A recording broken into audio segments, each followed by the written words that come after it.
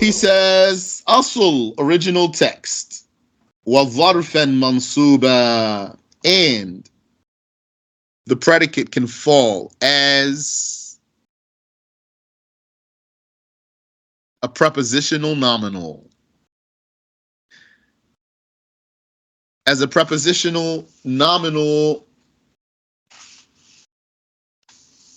as an accusative prepositional nominal. As an accusative prepositional nominal.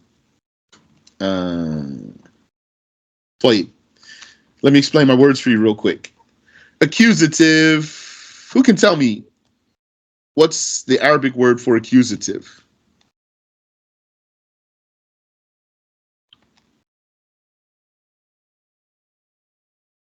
What's the Arabic word for accusative? 5. Mansub, good. Or nasub. So yes, mansub. In the state of nasub, that's basically object of a verb. Object of a verb. What they call direct object. You have object of a verb and you have object of a preposition.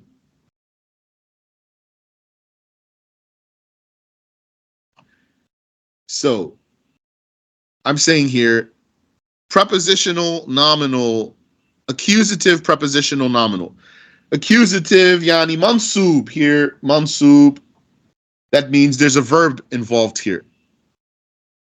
If it's mansub, then, yani generally speaking, and it is the case here, think object of a verb.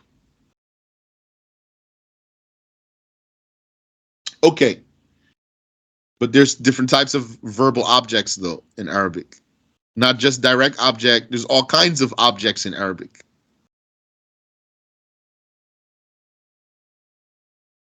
This one is one of those types of objects, a different type. Not exactly a direct object, kind of is. This is called varf in Arabic. Varf, the word varf means container, pocket, envelope. I think pocket is the word here. Because a varf is a pocket of time. Or it's a place, an area, or some space.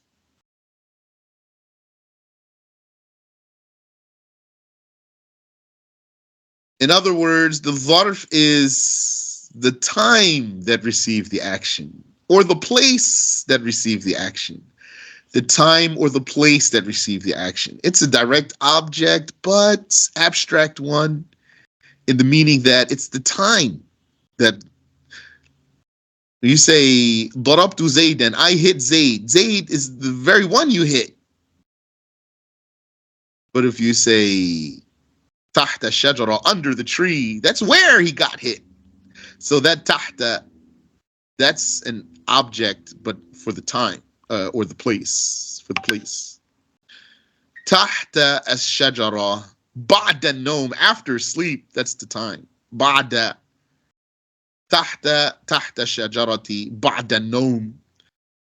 ضربت زيدا تحت الشجرة بعد النوم. I struck Zayd under the tree after sleep. So Zayd, under, and after. All those are objects of the verb.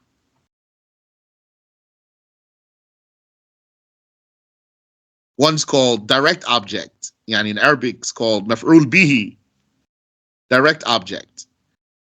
The other two, they have the same judgment. One name. Maf'ul fihi, done in it. Maf'ul bihi means done to it. That's direct object, done to it. Maf'ul fihi means done in it. That means time or place. Or has another name. Zarf, pocket. It's going to be mansub because it's affected by a verb. Zarfan mansuba, time or place. But why I'm calling it a preposition though, prepositional nominal. Because if you look at these words, how they translate, if you look at how they translate into English, you're going to find them in the chapter of prepositions: under, over, after.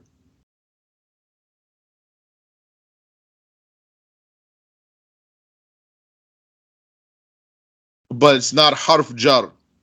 In Arabic, it's not harf jar. It's an ism being affected by a verb.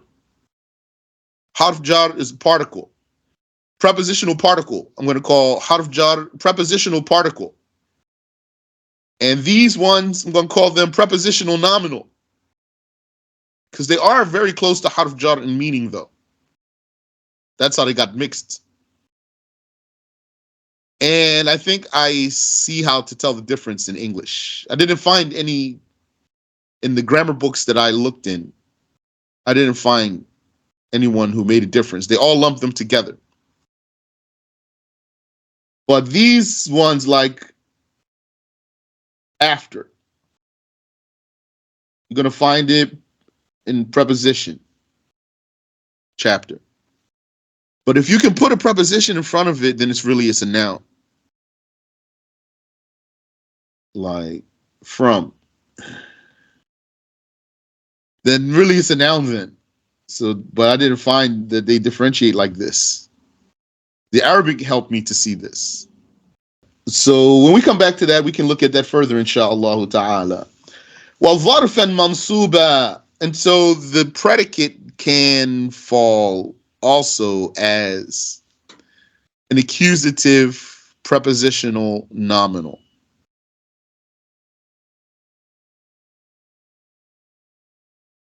Or maybe we could say a spatial object or a temporal object.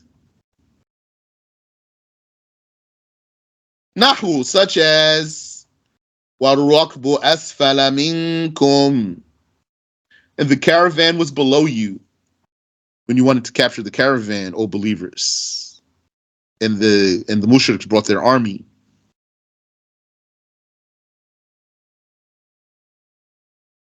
Surah Al-Anfal, ayah 42. So here, وَالرَّكْبُ, the caravan, that's the subject. Asfal, below.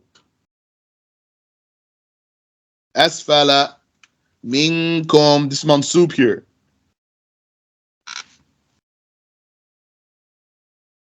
In case you're saying, okay, that's the khabar. That's what he said, it's the khabar. All right, why it's not marfu'? Khabar is marfu'. It's not marfu' because zarf, mansub. Now, if you're really understanding up till here, then you might perceive that this means there's something implied in here. There's something implied in here. Minkum, from you, from you. You, plural. Let's look at here. Warakbu, the caravan.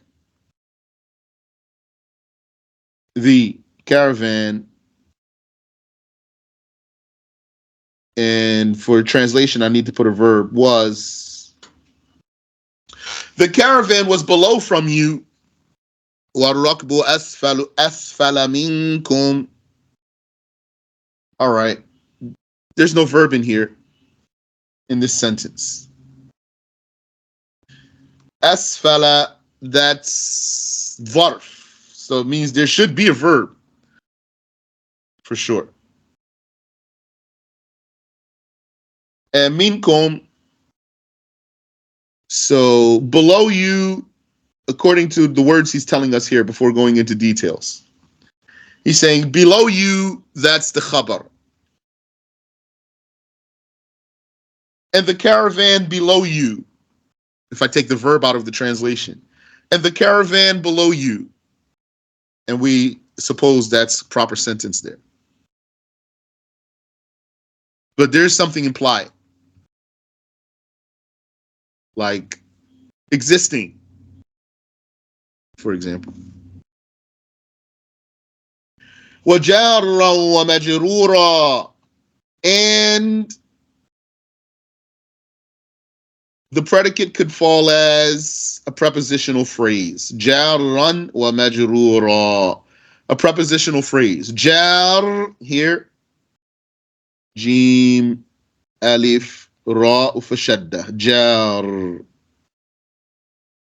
The origin of this word is jarir. Jarir. Jarir.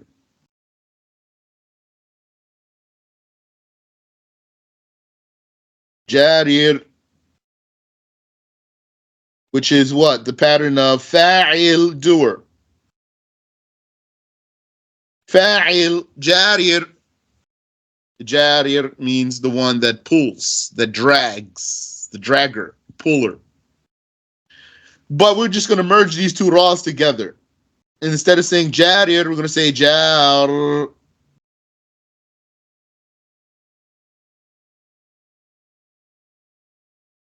And so what's the jar? What's the dragger or the puller? That's the prepositional particle, harf jar. Jar here means harf jar.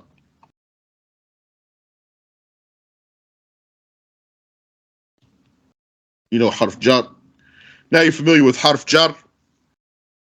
That's a buddy. Got harf jar. Fi, min, ala. Okay.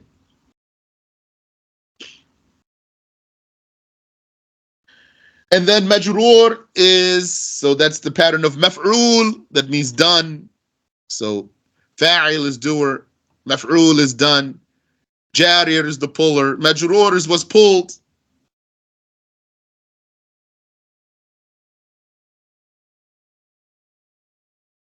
That's the object of the preposition itself. Object of preposition. The prepositional particle.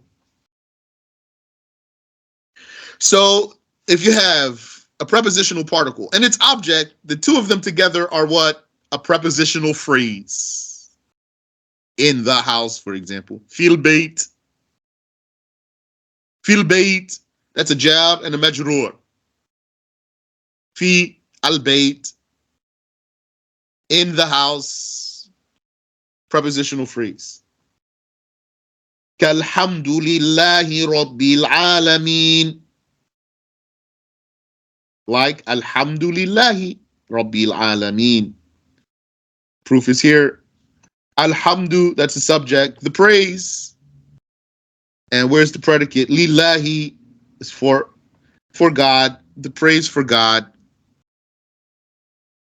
Yani is, praise is for God. That's a complete sentence by itself. Alhamdulillah.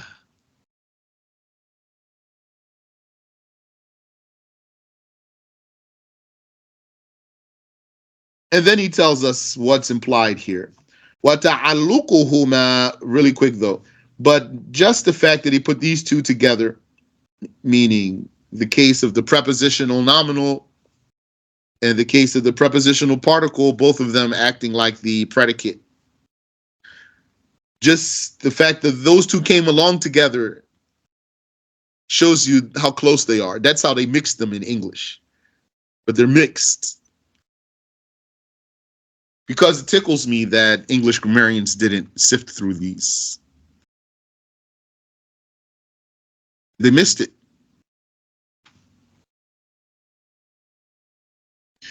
وتعلقهما بمستقر أو استقر محذوفين.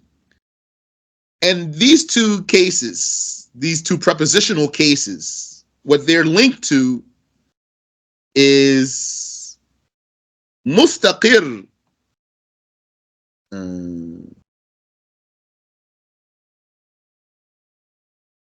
Mustaqir means persisting. That's a noun. That's a sifa, an adjective. It's not a verb. A persistent one, an existing one. The caravan is existing. Asfala minkum, below you. but as a noun. أو استقر, or استقر, the past tense verb. Past tense, not a condition though. The verb استقر, existed, yani, etc. Approximately like that. محذوفين, but both of them would be omitted. You have to omit them. You have to take them out. Why?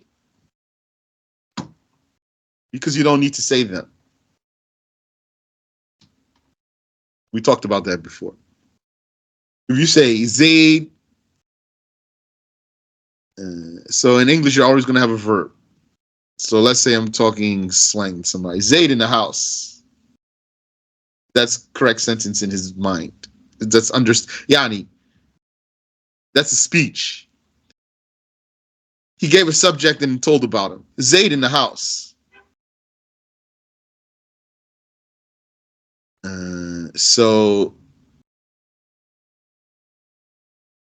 what does that mean? Doesn't that mean existing? Yeah, so you don't have to say existing. But in English, you're going to say is, and is amounts to existing.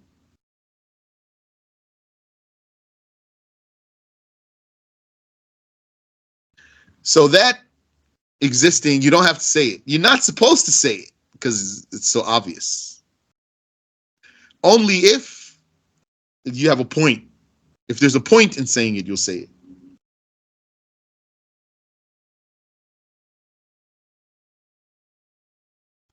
That's opposed to if he was doing something in particular in the house. Zaydun na'imun fil bayt. He's sleeping in the house. Then you're going to say what he's doing. If you only want to address his existence, then you don't have to say it.